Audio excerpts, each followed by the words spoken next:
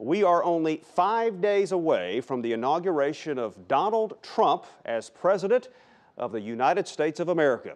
One congressman says he will not attend because he does not consider Donald Trump a legitimate president.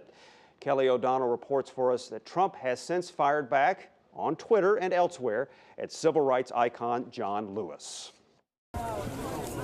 On the move in Washington, D.C. O'Donnell reporting from Washington. Donald Trump's inauguration is Friday in Washington, of course. David Crabtree will be in D.C. for the ceremony. You can look for his reports right here on WRAL News.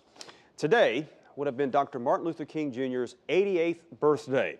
And many people here and across the country are celebrating with an entire week of events. Phil Freelon is the lead designer of the National Museum of African American History and Culture in Washington, D.C. He will deliver the keynote address at Duke University's King Commemoration today. The event starts at 3 in the afternoon at Duke University Chapel. It is open to the public.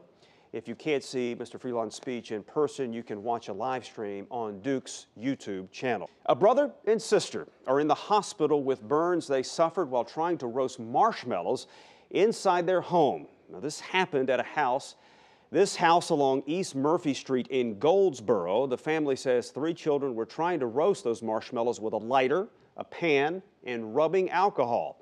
The bottle of alcohol exploded and 2 of the children caught fire. Both were airlifted to UNC hospitals in Chapel Hill for what their mother describes as severe burns. The children are ages 8 and 12. Their father tells us they are waiting for word from doctors to figure out what the next steps are in their recovery. The driver of this dump truck thinks an electrical problem sparked an engine fire that destroyed his cab.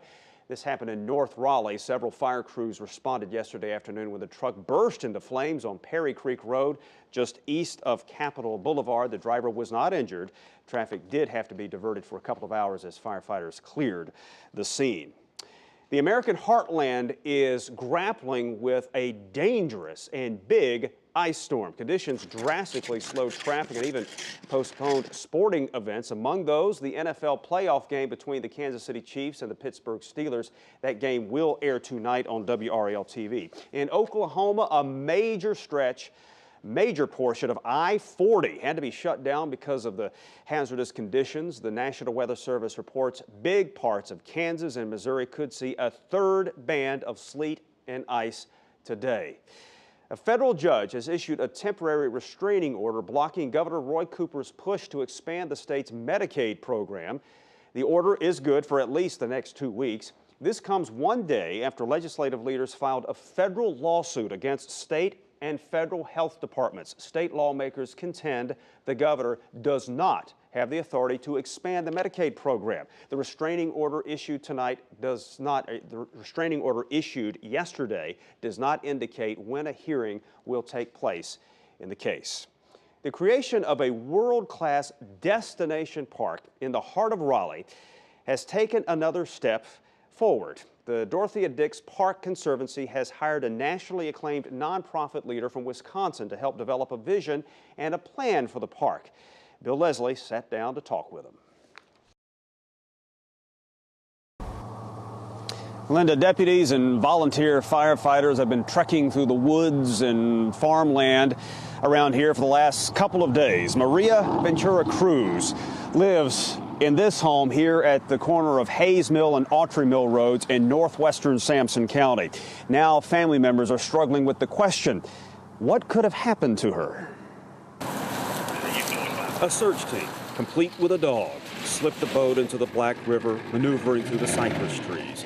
But they could only go so far. Too many logs and snags. Divers then suited up. And they swam off into the murkiness, looking. This river on the Sampson-Cumberland County line is just down the road from the home of Maria Ventura Cruz, 38 years old. A mother of 3, 6-month-old girl and 2 boys, ages 2 and 5. A very charismatic woman, her sister Martina Ventura told me. A responsible mom, always there for her kids. Family members say she went on a walk Sunday night around 7 and never came back. It is suspicious. There could be potentially some criminal intent, but I'm not going to take it much farther than that. She lives in this trailer with her boyfriend, the children's father, 26-year-old Francisco Yarbafria. He's been in jail since Tuesday when he was charged with 3 misdemeanor counts of child abuse for leaving the children home alone. Sampson County Sheriff Jimmy Thornton says detectives have been questioning him about the disappearance. He's the last person known to be with her, but declined to say whether he thinks the boyfriend had anything to do with it. Do you think she could still be alive? Well, it's our hope that she is, but we don't know for sure. The missing woman's sister says she's not aware of any problems Maria might have been having with her boyfriend. She's sad, she told me, and frustrated, and just wants her sister to come home.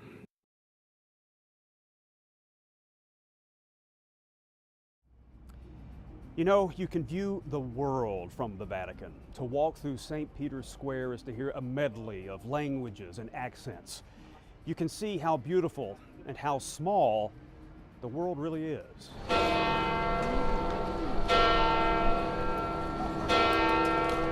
There is beauty in magnificence. Take the holy shrine that is St. Peter's Basilica. But there too is beauty in simplicity. I thirst. Jesus wept. Those biblical words are powerful for their simplicity. And now to see this image of Mother Teresa with a halo in this holiest of Catholic places, Sister Mary Jonas wept. Because I said, thank you, God, for the experience and that I had the courage to follow her in her example. Let her take you back 30-some years to when she met the nun from Calcutta. Sister Jonas, nearing the end of seminary, had that send me spirit. Send me to the dying and the destitute of India. But Mother Teresa just looked into her eyes. And she said to me, no, I want you to go back to your neighborhood, find the poor, and find your own Calcutta. Mother, how do I do that? And she said, you look at the people, look into their eyes and find Jesus, and those will be the poor. She found her own Calcutta on the streets of East Buffalo, New York, and she founded the Response to Love Center, feeding the poor, answering when they say, I thirst. For the inspiration she was in my life, and to just say thank you for opening the door, because I was fearful. I didn't know what it was to be poor. So many of us don't. We can thank Mother Teresa for showing us how most of the world lives. In need. Hers was a simple command: love and serve the needy with abandon. No easy task. And people need to see that there are saints among us, and she was a saint among us. We met a priest, Father John Dolan of Virginia, and when I asked him why Mother Teresa had such a hold on him, he said, quote, because she had such a simple way of doing things. On a high ridge looking over the Great Smokies, trees are crashing to the ground. Darkened deadwood, felled by a guy named Junior who goes sleeveless in the frosty air. Tough guy. But then he sees all this, and he melts. I try not to cry, but you know, every once in a while I have to sneak behind a tree and just let it out.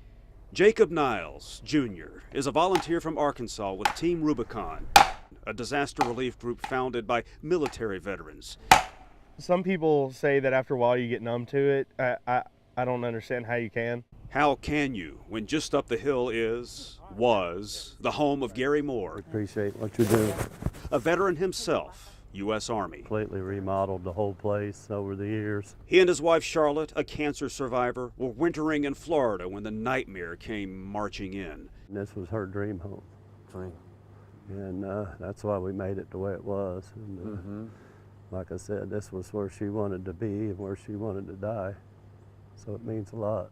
The thing about fire, it's so thorough in its destructive power that people could salvage precious little. But on occasion, they do find treasure buried in the ruins. For Gary Moore, it was his Army dog tags, the old candy machine from his childhood, gone.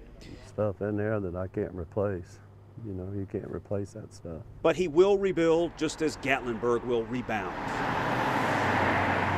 Look at downtown. Busy sidewalks, people passing, yes, a feeling of Christmas. It's actually one of the busiest times of the year. Between Christmas and New Year's really is just as busy here as it is during the 4th of July. I'm gonna grab that ladder. We found Chad Netherland and other city employees decorating Gatlinburg's Christmas tree. There really is a volunteer state, I can tell you that, because they had volunteers from all over the country that came here to, to help out.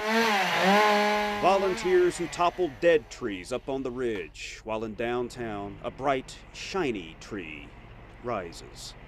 Bryan Mims, WRAL News, Gatlinburg.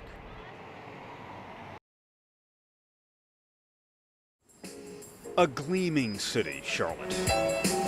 It looks so new and feels so young and radiates a hipness among millennials like Alexia Walker. And I think there's so many good things to do in the city for young adults or families. For all its youthful vibe, the city predates the American Revolution. How you doing this morning? It was here at the corner of Trade and Tryon Streets where the Mecklenburg Resolves were signed, searing statements against the king that fired the spirit of American independence. What I'm doing is a walking tour of Charlotte's Liberty Walk. Robert Riles is an entrepreneurial historian, but it's a certain modern law that has him up in arms. Should it be repealed? Yes.